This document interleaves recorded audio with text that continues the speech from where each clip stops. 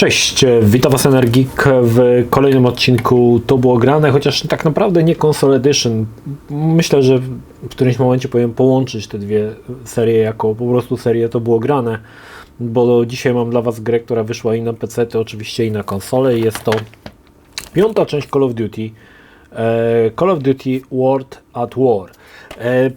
Pamiętam, że gdy wychodziło to Call of Duty, oryginalnie grałem w nią oczywiście na PC-cie, myślałem, jak można teraz wydać grę, która będzie lepsza od Modern Warfare. Wydawało mi się to absolutnie niemożliwe.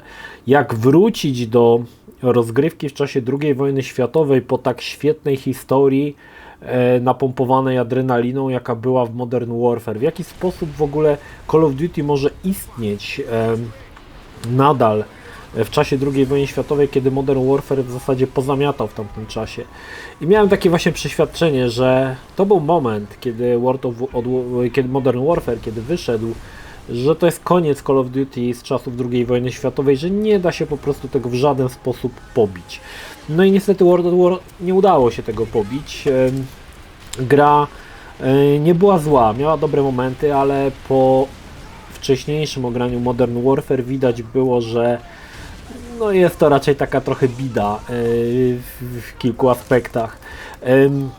Gra oferuje nam dwa scenariusze, dwa teatry działań. Jest to Pacyfik i Rosja. Właściwie zaczynamy od Stalingradu, kończymy w Berlinie. Nie ma tutaj scenariusza brytyjskiego. Chociaż nie, czekajcie, nie wiem, czy tam nie ma w tym samolocie Brytyjczyka, nie pamiętam. W każdym razie, pomijając to, słuchajcie, w mojej opinii do tej pory, kiedy wyszedł World at War, teatr działań na Pacyfiku według mnie najlepiej pokazywał Medal of Honor Pacific Assault i uważałem, że to była najlepsza gra, która pokazywała właśnie wojnę na Pacyfiku. I World at War niestety nie udało się według mnie tego pobić. Oczywiście tu były fajne motywy, bo World at War jest ogólnie uważana za jedną z najbrutalniejszych odsłon Call of Duty, co według mnie miało troszkę oczywiście to jest taka moja teza, ale ta brutalność, bardzo wysoka brutalność tej gry miała przyciągnąć graczy, którzy uważali, że po Modern Warfare już nic ciekawego nie będzie, więc tutaj naprawdę ta brutalność była pociągnięta do bardzo wysokiego poziomu. Tu odpadały rączki, nóżki, leżały pourywane, także było to naprawdę srogo. Jedną z elementów, które bardzo często były w materiałach promocyjnych promowane, to był miotacz ognia, którego mogliśmy używać. I ten miotacz ognia, fajnie to wyglądało, ale nie było to jakoś specjalnie, żeby stwierdzić, że to jest w ogóle jakiś mega super feature tej odsłony. Ja natomiast najbardziej zapamiętałem to, co mi się podobało akurat w misjach na Pacyfiku, to, że ci snajperzy na tych drzewach byli, jak się ich zabijało, to oni spadali na takie linie, wisieli za nogę. To był chyba jeden z tych elementów, które mi się najbardziej zapamiętałem z tego, tak? No, poza tym jeszcze mamy tutaj Kiefera Sutherlanda, który podkłada głos Roebuck. Ale to już było takie jakieś, w zasadzie nie wiadomo, czy to było potrzebne. Ciekawostką jest to, że podczas misji w Stalingradzie zaczynamy misję z snajperem Reznowem.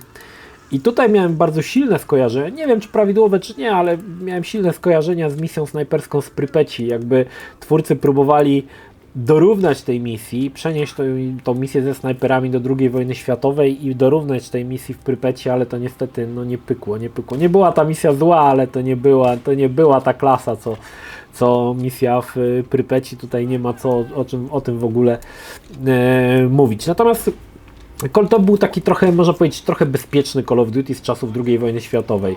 A więc była misja z jeżdżeniem czołgiem, bardzo fajna misja z samolotem. To były jakieś takie samoloty, co startowały z wody i nie była to tak intensywna misja jak w B-17 chyba, nie wiem, w Call of Duty, którym to było chyba w dwójce, gdzie ten samolot się rozlatywał. Znaczy tutaj też mieliśmy, że ten samolot się rozlatywał, ale atakowaliśmy statki, w którymś momencie ten samolot wodował i na wodzie żeśmy się bronili przed atakami, także to było naprawdę spokojne. Muszę przyznać, że ta misja wypadła naprawdę dobrze, natomiast Same misje na Pacyfiku no nie były według mnie tak dobre jak w Medal of Honor. Nie były one złe, ale do Medal of Honor według mnie troszkę brakowało, chociaż Medal of Honor wyszedł wiele lat wcześniej, przed World at War, bo World at War pojawił się w 2008 roku. Natomiast gdzieś wydawało mi się, że w tej części zabrakło jakiejś takiej ikry, takiego... Może to właśnie przez to, że wcześniej grałem w Modern Warfare, gdzie była bardzo silna ta historia, ta fabuła. Tutaj fabuła oczywiście była jakaś szczątkowa, ale w zasadzie to tylko usprawiedliwiała, dlaczego kolejne misje, tak, gdzie jest, ale one nie miały żadnej jakiejś historii zbytnio rozbudowanej, te gry z czasów II wojny światowej i niestety tutaj to też było widać dość mocno, że w zasadzie no mamy jakieś tam hipka, który nam pomaga, albo jesteśmy w takiej i takiej sytuacji, ale nic jakby na to się nie przekładało. Mieliśmy jakby te misje historyczne, a nie było jakiejś takiej historii spajającej to wszystko. I to według mnie było sporym problemem wtedy w Call of Duty. I chyba wydaje mi się, że twórcy sami do tego po części doszli, bo po World at War w zasadzie seria II wojnę światową zostawi aż do 2017 roku, kiedy wyjdzie World War II. Także widać było, że ten motyw tych Gwiezdnych Wojen został już wyczerpany Gwiezdnych Wojen II wojny światowej został już na tyle wyczerpany, że tam no nie było co nowego pokazywać. Oczywiście te bitwy na Pacyfiku były czymś świeżym, ale to i tak nadal no to ta II wojna światowa już jakby troszkę się wyczerpały te tematy i faktycznie potem po World at War przyjdą czasy na Black Opsy, przyjdą czasy na Ghosty, Advanced Warfare, przyjdą czasy na Infinity Warfare i to były jakby takie gry, które starały się gdzieś dalej iść z pokazywaniem konfliktów, ale zauważcie też, że w każdej z tych części absolutnie w każdej bardzo dużą rolę pełniła historia. To nie były zlepek misji następujących po sobie, nie mających zupełnie ze sobą związku, tylko tam właśnie była bardzo silnie zaprojektowana, czy tam pokazana historia, dlaczego to robimy, jakie są konsekwencje i tak dalej. Nawet World War II, który powrócił w 2018 roku do II wojny światowej, tam też mieliśmy bardzo dobrze zarysowaną historię. Nawet w ostatnim Vanguardzie tak naprawdę, chociaż te misje były w różnych działy się w różnych miejscówkach i mieliśmy różne teatry działań, no to faktycznie ta historia była jedna, która to wszystko spajała, tak? Także widać było, że czasy, kiedy robiliśmy sobie misję strzelając do niemiaszków i potem kolejną misję, tym razem chodziliśmy ruskim i też strzelaliśmy do niemiaszków, te czasy już minęły, tak? To było dobre za czasów Call of Duty 2, ale faktycznie w piątce, właściwie to Call of Duty nawet nie ma piątki, Call of Duty World at War, no gdzieś brakowało tej całej historii, która miała napędzać całą grę i to niestety to widać.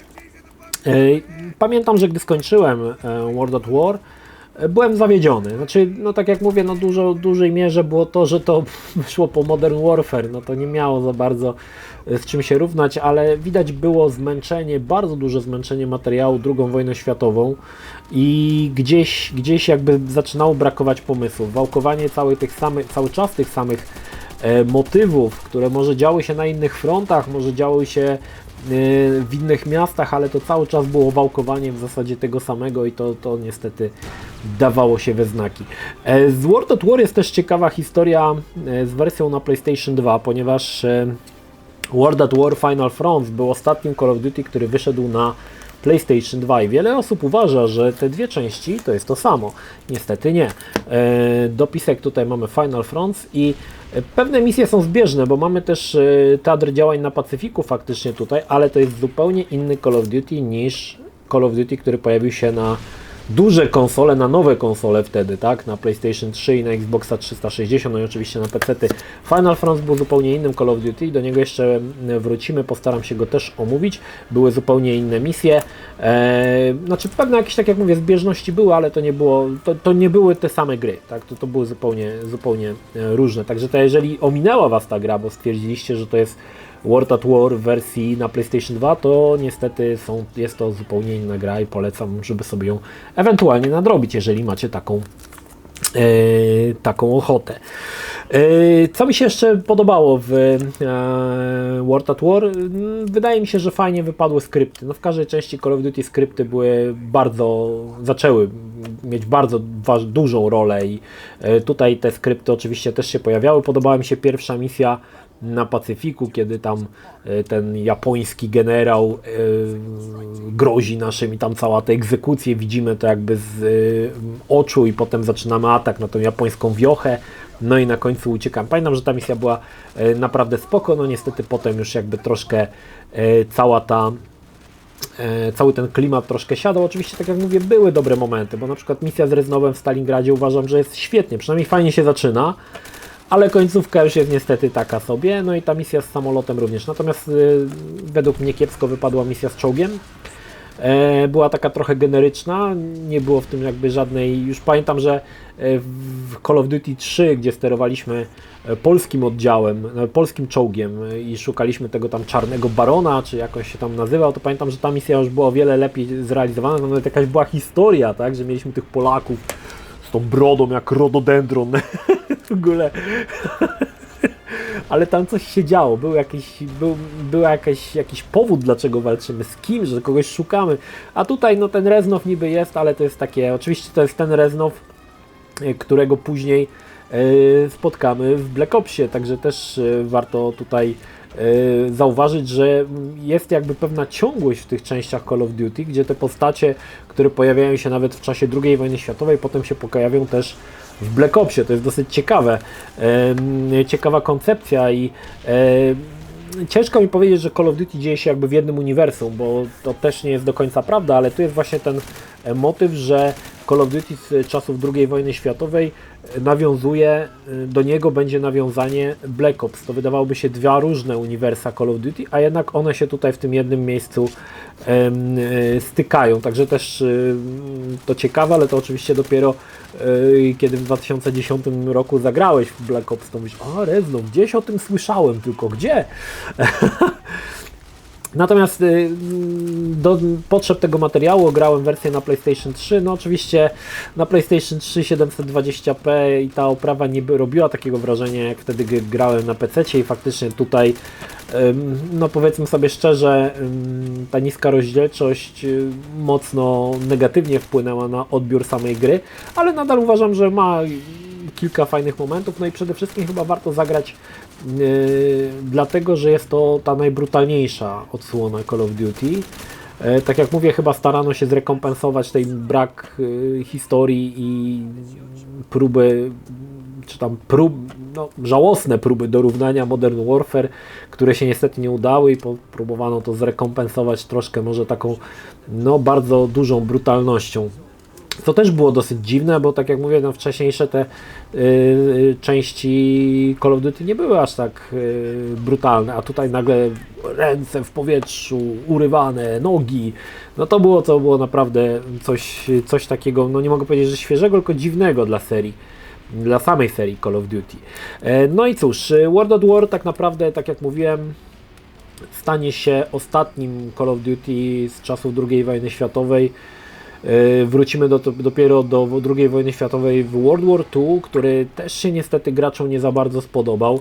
No i potem ten nieszczęsny Vanguard w 2021 roku, który również nie pyknął. To tylko pokazuje, że konflikty II wojny światowej zostały już wyczerpane do cna. Oczywiście według twórców, bo tak naprawdę nie zostały, bo na przykład kampanii wrześniowej jakoś nikt nie chce pokazać, a powiedzmy sobie szczerze, te tutaj walki w Polsce może nie były tak spektakularne, jak pokazują to na przykład w bitwie o Pacyfik w World at War, ale myślę, że też można było dużo tutaj ciekawych rzeczy pokazać, a jednak myślę, że przez to, że nie brali udziału tutaj amerykańscy chłopcy w tych wszystkich wojnach w Polsce, w tych wszystkich walkach, to nie pokażą tego, bo po co, tak? Natomiast bardzo chętnie bym zobaczył, nie wiem, obronę na przykład Westerplatte z majorem Sucharskim. To by było coś, słuchajcie, kiedy było strzeliwany przez Schleswika-Holsteina. Także to było naprawdę spoko takie zobaczyć, takie nawet wiecie w formie nie jakichś takich krótkich misji, wstępów, to by było ważne, tak? Wydaje mi się, że to jest ważne, no przecież to rozpoczęło II wojnę światową, to nie tak, że druga wojna się zaczęła jak Amerykanie do niej przystąpili, bo często tak z tych gier wynika, nie? I w zasadzie to, że Amerykanie no, najwięcej zrobili, reszta nic nie zrobiła, a Amerykanie najwięcej, no i ruskie jeszcze, tak? Także przydałoby się, jeżeli Call of Duty wróci kiedykolwiek jeszcze do czasów II wojny światowej, bo dwie poprzednie próby były niestety nieudane, chociaż ja uważam, że World War II był świetny, mi się podobał. Natomiast Vanguard, no to już niestety Chryste Panie. I jeżeli wróci kiedyś, no to chciałbym właśnie, żeby pokazać te mniej znane konflikty. Mniej znane, ale też ważne, tak? Owszem, no może tam nie było amerykańskich chłopców, ale to nie znaczy, że tam ludzie nie ginęli i nie było intensywnych walk, bo były i może właśnie dzięki temu seria by zyskała troszkę na świeżości. Natomiast no, World at War to jest właśnie też przykład wałkowania tych samych tematów, które żeśmy widzieli wcześniej, bez jakiegoś pomysłu, polotu, no i historii przede wszystkim. No i chyba to właśnie było też powodem tego, że mi się ta gra mniej podobała, no to, że brak tej historii, który by napędzał całą grę. Także tak to mniej więcej wygląda. Oczywiście do World at War Final Front jeszcze się pojawi, w to było grane i myślę, że też jest to gra, o której warto kilka słów powiedzieć, bo też mamy tutaj kilka ciekawostek, no i przede wszystkim warto o niej pamiętać, dlatego że to był ostatni Call of Duty, który pojawił się na PlayStation 2, więc w teorii mogli z niego wycisnąć najwięcej, ale według mnie to nie do końca wyszło. Najlepszą częścią według mnie na PlayStation 2, jeżeli chodzi o Call of Duty, jest Big Red One i ponownie mamy tam jakąś historię, mamy tam historię całej tej drużyny, gdzie stracenie jednego naszego ziomeczka z ekipy po prostu boli i to było fajne. Ale do tego jeszcze sobie wrócimy. Niemniej, czy dzisiaj warto zagrać? No pewnie tak, bo to jest, tak jak mówię, no Call of Duty w zasadzie w każdą część warto zagrać, no może poza Vanguardem i Black Ops 3, natomiast każdy Call of Duty jest dobry. A, jeszcze Finest Hour też można sobie darować. Natomiast no, Call of Duty zawsze na propsie i jeżeli nie graliście, chociaż nie sądzę, no to warto poznać nawet tą odsłonę, zwłaszcza, że oferuje ona teatr działań na Pacyfiku, który w Call of Duty nie był zbyt często eksploatowany. Chociaż jeszcze raz podkreślę, w mojej opinii Medal of Honor zrobiło to lepiej. No, to tyle. Pozdrawiam Was, Energik. Trzymajcie się. Do następnego. Cześć.